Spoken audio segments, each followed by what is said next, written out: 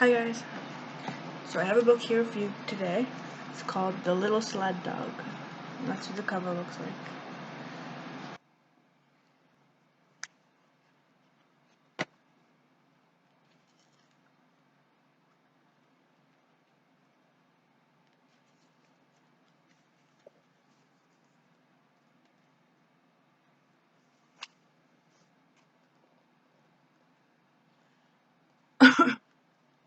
Igvillu is a dog. She was born in Red Deer, Alberta, and when she was a puppy, her mother told her stories. What do dogs tell stories about? Other dogs, of course. Igvillu's mother told her stories about dogs from all around the world.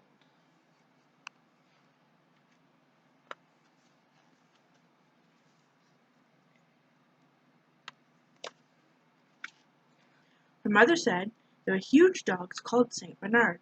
They live in the mountains, and sometimes it snows. It snows and it snows. The snow piles up high until it is so high that it cannot pile up any higher. Then it rolls down the mountainsides, burying everything in its way. Sometimes it buries skiers. Then these huge dogs run out onto the snow. They sniff and sniff. They find the skiers and dig them up. They are amazing dogs.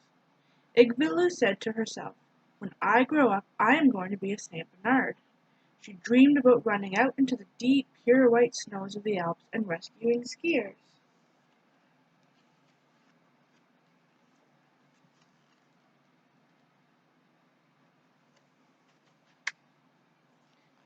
She dreamed of running so fast, chasing wolves with sleek Irish wolfhounds.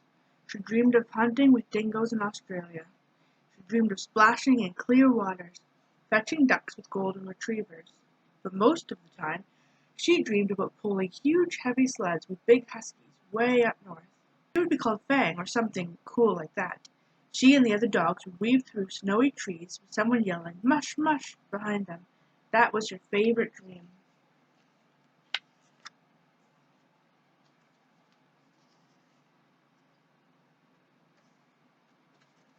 "Time to eat!" the people at Igvillu's kennel yelled.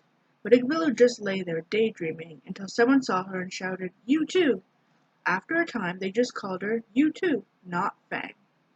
One day the owners of the kennel said, "You two, you are going way up north. You are going to a place called Rankin Inlet in Nunavut."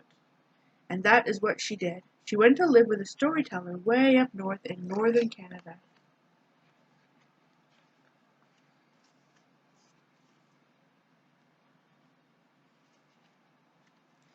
You two and the storyteller spent their spring and summer at a cabin, fishing on the shore of the mighty Hudson Bay. In spring, they fished through long cracks in the sea ice. The ice was cold. You two shivered. Her master picked her up and carried her in his coat. She was only little. When the ice went away, her master set nets in the tidal waters and caught silver, shimmery, slippery fish called Arctic char. It was a wondrous place. There were no trees, but there were plenty of huge rocks to run around. There was six to catch, those ground squirrels that were half her size. You two loved it at the cabin. She ran here and there and everywhere, exploring all day long.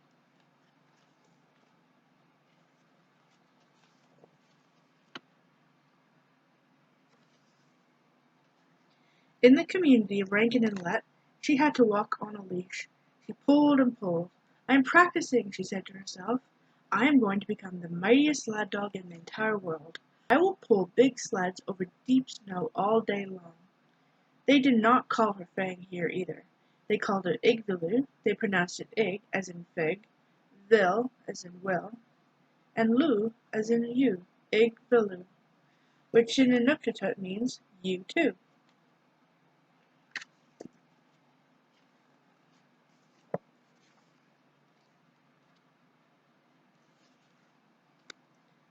To get out of their cabins, her master drove a four-wheeler, a motorcycle with four balloon tires.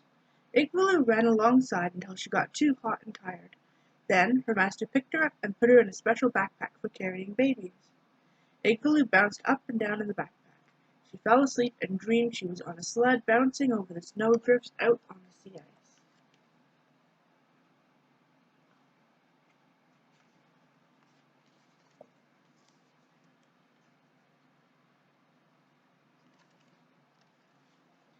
One day it began to snow. It snowed and snowed. Igloo whined. Her master said, "Do you want to go outside?" Every day she whined to go out to pee in a nap. The snow was cold. When her paws got cold, she lifted them up one after the other, trying not to keep them on the snow too long. Sometimes she tried to lift all her paws up in the air at the same time, but she only fell over. Her master bought her little booties for her. When she wanted to go out to pee in a nap, she lay down on her back with her paws sticking up, waiting for her master to put on her booties on her paws.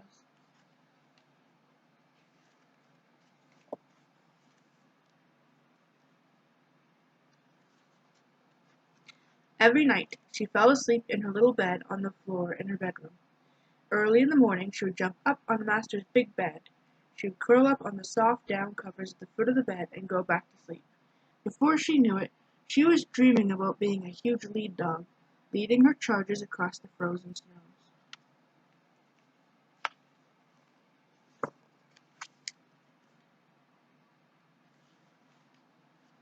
One day, when she was out walking with her master, she saw them, real sled dogs.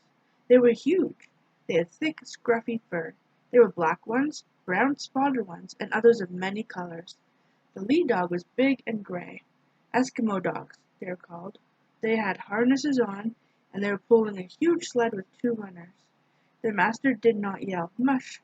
He only said in a low voice, "Ava-ee, way, hut, hut, hut, hut." Igloo heard the lead dog call out to the other dogs, "Right, slow, slow, careful now, left, left." They were magnificent.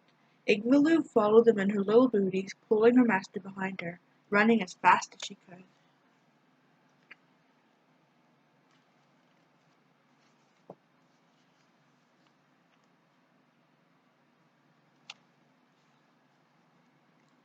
The big dogs stopped. The master took them out of their harnesses and tied them to a long chain along the ground. He opened a big wooden box. The box was full of huge chunks of frozen fish. He picked up handfuls of the fish and threw them at the dogs. "Here you are, Gray," he called. "Here, Crooked Runner. Here's yours, Slow Puller, and yours, Off Course." They had strange names, these dogs. Not one of them was called Fang. The big dogs gulped their fish down whole, hardly chewing on them at all. "More! I want more!" they growled. They snarled. They snapped their jaws at each other like alligators. They fought. They stole each other's fish. Igloo wagged her tail. She pulled her master towards the lead dog, the big gray one.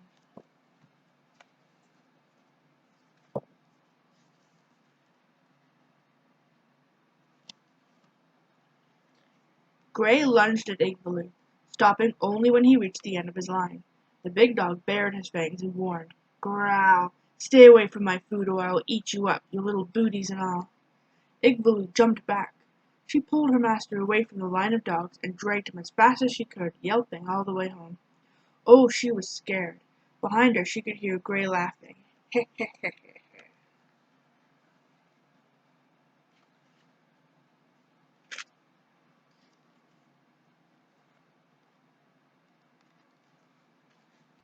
That night after supper, Igloo climbed onto the back of the sofa. Her master was watching a movie on television, her very favorite movie. Igloo looked out the window at the dark, windy, snowy night. She thought about the big dogs outside. They did not have booties on.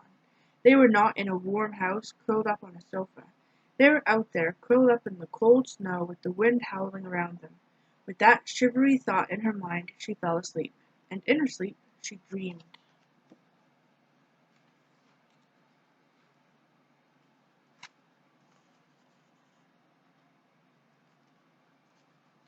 This time she did not dream about sled dogs. She dreamed about the girl in the movie. The girl was walking along a yellow brick road. She was singing so beautifully, a song about rainbows and dreams coming true. The girl had a little dog that looked just like Igloo. Igloo dreamed about the dog and thought, "I'm not going to be a sled dog after all. I'm going to be a movie star."